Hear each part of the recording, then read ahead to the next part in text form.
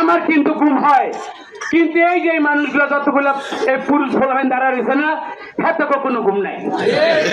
কখন আইব দেখা জায়গা কই না টাকাই যে গাড়ি নামে তোমরা পয়সা পাও কই, মাইক্রোবাস ঘুরে চলে আসো, বাইক গেলে ঘুম নেই, টাকায় গেলে ফোনের পর ফোন। তো সুতরাং আমার মনের আশা তো আল্লাহ জানে কি আছে, আমার মনের আশা তো আল্লাহ পূরণ করবই। এই মানুষগুলো যেন ইনশাল্লাহ মনের আশা পূর্ণ হয়, আমরা আল্লাহর কাছে এই দোয়াটা করি। আমরা হচ্ছে কি এই ওদের চিন্তা ওদের ভালোবাসার সাথে আমার চিন্তা ভালোবাসা, আমার দায়িত্ববোধ, আমার জবাবদিহিতা ইনশাআল্লাহ সব একাকার হয়ে গেছে। সামান্য একটা আমরা ধারাবাহিকভাবে কিন্তু আমি যখনই জেলায় ঢুকেছি, জেলার দায়িত্ব নিয়েছি, আমি সবসময় চেষ্টা করেছি সামান্য হোক সরকারি অনুদান তো কোথায় পাবো? 17 বছর তো হাসিনার চাতা কলে তো এই বাউছে না, আপনারা জানেন কোনোদিন আমরা কেউ ঘরে ঘুমাইতে পারি নাই। দেওয়া দূর থাক, এই বাউসিয়ানা কোথায় ডেরাঘর ফুটছে সেইটার মামলায় আমরা জেল কাটি।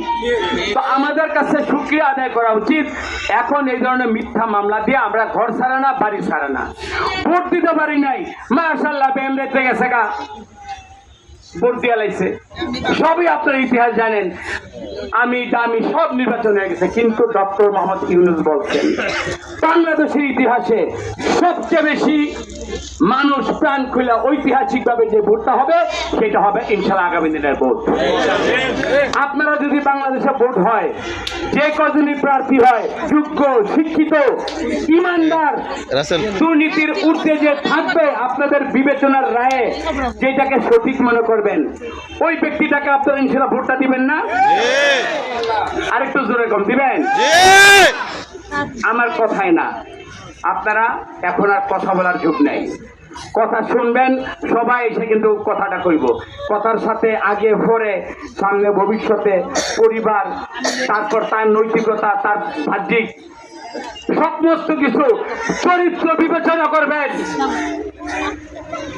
সন্ধ্যার পরে কি করে, এই আপনাকে আলু বালু খাই কিনা, মানুষের হারাম খাই কিনা, ভবিষ্যতে আমার সুযোগ পাইলে খাইব কিনা, এখন ভদ্রলোক হয়েছে, আবার ক্ষমতাটা পাইলে, ক্ষমতা না দায়িত্বটা পাইলে এই লোক আবার বিড়ালের মতো ফেবলা দিব কিনা, এই বিবেচনার যদি না করে ভোটটা দেন, আপনারা আল্লাহর কাছে দায়ী থাকবেন।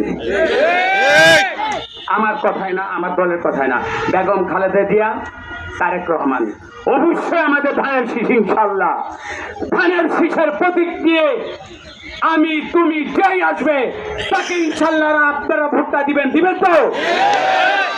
এইটার জন্য আমরা আসছি। আর এই যে শীত সমাগম, গতকালে এখনো আমাদের কম্বল নিয়ে ঘুমাইতে হয় রাইতের বেলায়, তা আমরা ধারাবাহিকভাবে ইনশাল্লাহ আমরা সবসময় আপনাদের পাশে থাকবো, এই বিশ্বাসটুকু রাখেন। সরকার বা ওই যে কি এমপি, এটা আমার কাছে বড় না, বড়টা হলো আমি যে ধারাবাহিকভাবে আর এই যে দান করা বা যতটুকু আপনাদের পাশে থাকি, এটা কিন্তু আমার একার কৃতিত্ব না, আমার একার অন্তর না, এই যে আমার যারা এখানে আছে সবাই কিন্তু কম বেশি করে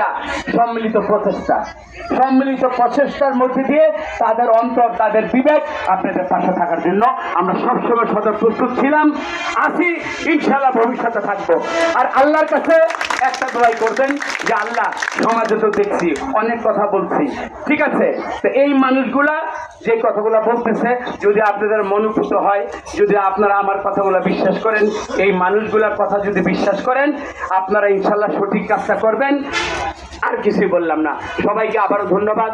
আমার আবার রাত্রে একটা 6টায় টক শো আছে, আর ঢাকায় আজকে জানেন যে একটা বড় সমাবেশ চলতেছে, আমি একেবারে এখনই চলে যাচ্ছি, আপনাদের বারবার দেখা হবে, এটুকুই আপনাদের আমি বলতেছি, দোয়া করবেন আল্লাহ যেন আমাকে সুস্থ রাখে।